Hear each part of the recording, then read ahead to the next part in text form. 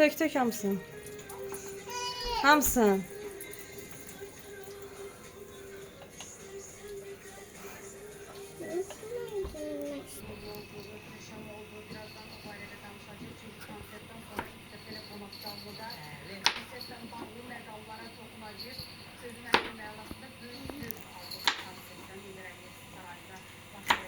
Komanda şeklinde olan peşəkar insanlar idi. Çünki orada o konsertdə belə deyək, hər kəs peşəkar idi, işinin bilənləri.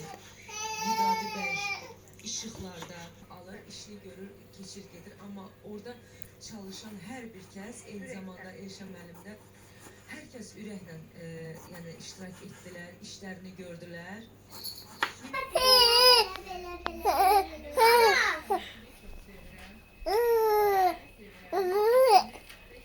Gel sen de. Ha biri boş kalıptı. Onu da gel sen elə. Elirsən? Ha? Hıcı.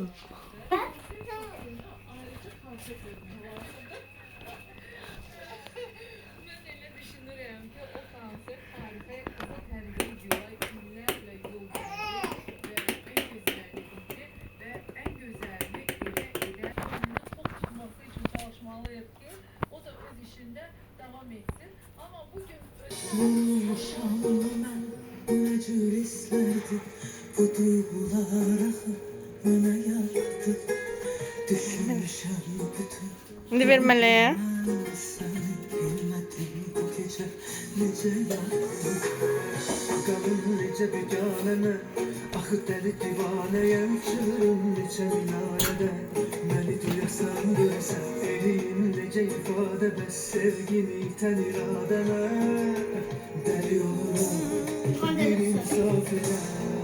Verehmiye. Sana sevdamı vermişen sen. Ne güzel sen yeni rüyamı görmüşen sen. Ne güzel sen inan gördüğüm anda. Sen de.